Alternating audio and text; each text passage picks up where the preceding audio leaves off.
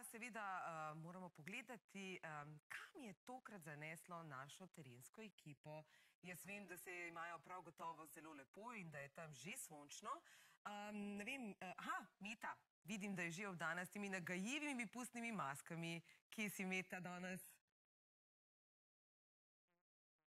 Ja, lepo pozdravljeni in dobro jutro vsem skupaj, seveda Manja, tudi tebi prav lepo dobro jutro. Tukaj sem v družbi Kranjčice in Kranjčka, seveda v Kranju, na gradu Kizlštajn. O njima se bomo pogovarjali malo kasneje. Sedaj pa, da pogledamo ta prečudoviti grad, ki ga je v 16. stoletju kupil baron Kizelj, potem pa so ga leta 1952 nekoliko predelali po načrtih Jožeta Plečnika. Z mano je tudi Srečko Štajgar. Dobro jutro, Srečko. Dobro jutro. Iz Zavoda za turizem Kranj. Tukaj imamo pa Kranjčico in Kranjčka, ki sta maskoti mesta Kranj in ki jo je izdelal akademski slikar Jože Trobec. Kranjček je v bistvu naša maskota iz rovov pod Starim Kranjem. Namreč v času pusta pa škratje zavzamejo mesto in tudi letos bo temu tako. Tako bomo skupaj s škratom Kranjčkom in njegovo ženo ter številnimi drugimi pustnimi maskami pregnali zimo in seveda prinesli ta čudoviti sončen dan, vsak dan upamo, da čim večkrat. Ja, odlično. Kje je dobil sploh idejo za tako maskoto? V bistvu škrat je nastal na podlagi zgodovine Kranja in tudi povezan je z rovi pod Starim Kranjem, ki se razteza na več kot kilometer po celotnim mestom in zgodba je nekako povezana tudi s Kelti in dejansko njega smo povabili kot enega najbolj znanih Kranjčanov ter avtorja Vučka, torej maskote, ki je znana po celem svetu in pa seveda v času olimpijskih iger v Sarajevu zagotovo najbolj prepoznavni lik. Seveda, ko omenjava gospoda Tropca, ne morava iti mimo Vučka in 1984. leta se je pisalo, ko so bile olimpijske igre v Sarajevu. Obstaja zgodba, da naj bi skoraj zamudil razpis za izdelavo maskote. Ja, drži. On je v bistvu zadnjih 10 minut oddal vlogo, pa vendarle so v tej komisiji ocenili, da je njegov lik tako izstopal, da tudi če bi zamudil, bi ga seveda sprejeli. Bilo pa je več kot 1200 predlogov in ta lik je res še danes vsem nam v velikem spominu. Vsi se ga spominjamo, res je. Povejte mi še to, letos bo karneval tukaj v mestu Kranj, se ga bo udeležilo tudi kar nekaj kurentov. Kranj ima kar tradicijo s karnevali in pa tudi z predvsem etnološkimi skupinami, torej etnografskimi, ki prinašajo tisto dobro, odganjajo zimo, dobro letino prinašajo, skratka tisto, kar je pojem pusta in karnevalov. Dejansko pa prihajajo koranti in kurenti iz Dravskega polja. Dve skupini, tako kurenti Grajene in Razrogoznice. Seveda pridejo tudi drugi pustni liki, pa vendarle njih vedno povabimo, kajti so atrakcija in tudi lahko rečemo, so nek prepoznaven znak Slovenije. Ja, najlepša hvala, Srečko. Tukaj vam bomo pomahali iz gradu Kizlštajn, pa ne hodite daleč, ker v drugem delu se vračamo z gostjo presenečenja za vse tiste, ki so mladi po duši in tudi za vse najmlajše, ampak kaj več o tem, pa nekoliko kasneje. Adijo!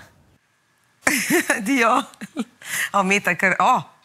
Meta je kar dvignila maškaro.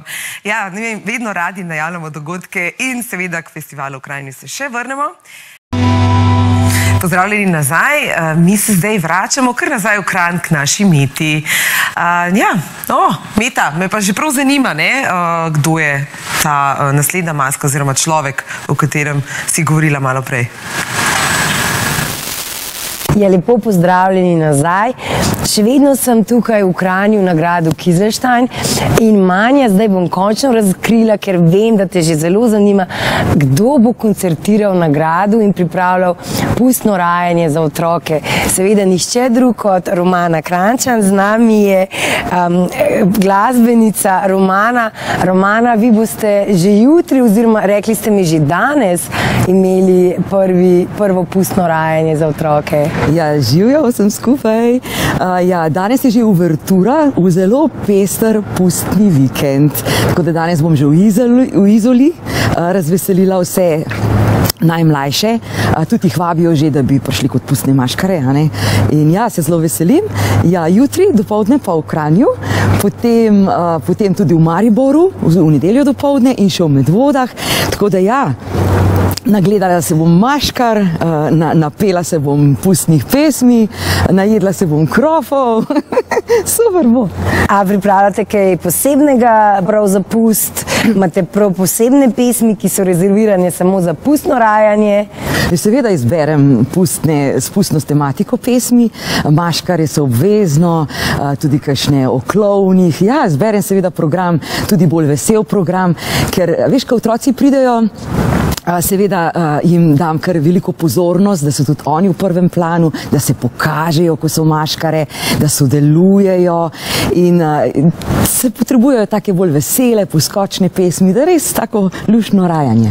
Romana, povejte mi, še jaz sem bila, oziroma sem še vedno vaša velika oboževalka. Ja, seveda, se mi zdi, da z vašimi pesmimi smo se, ko smo se rodili, smo jih poslušali, potem smo odraščali z njimi, potem smo jih predali svojim otrokom. Povejte mi, zakaj se je ta kemija zgodila? Ja, to zdaj res posluša že več generacij. Zelo sem vesela, zelo sem, da so pesmi ostale, da še vedno živijo, da jih otroci radi prepevajo, da zdaj zraven že mamice prepevajo in ati. Ja, po moje je ključ do tega, da pesmi živijo samo, da pač poješ, delaš iskreno in otroci to čutijo. Jaz to še vedno zelo z veseljem pojem, otroci to začutijo in ja, pesmi so sprejeli za svoje in se prav nič ne pozna, da so kakšne nastale že pred več kot 30 leti, kot recimo Huda mravljica in to. Ja, še vedno aktualna. Še vedno je aktualna. Ja, zato ker je dobro narejen, zato ker so to odigrali res dobri glasbeniki, zato ker so aranžmaji dobri. Zato, ker je posneto v dobrem studiu, zato, ker je tudi interpretacija luštna. Potem to ostane in so pravzaprav vse pesmi, bi rekla, zelene, ja.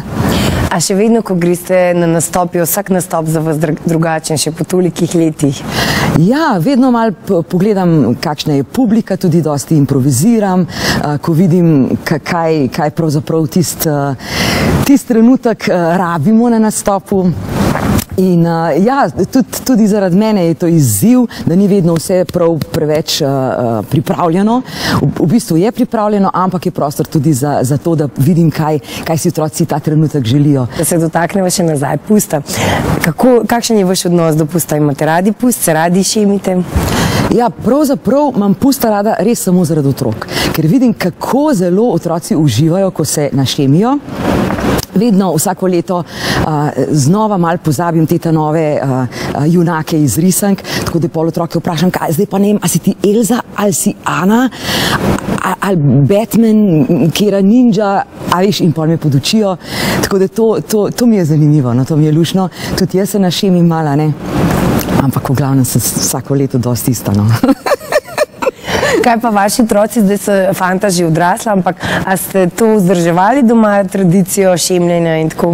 Ja, ko sta bila majhna, zaradi njiju seveda smo se veselili pusta, seveda, zaradi otroci nam res polepšajo pustni čas. Zdaj imam pa vnukini, 2 in imamo seveda razprave, kaj bomo, kako bomo, tudi bo ta prišla na kakšen moj nastop.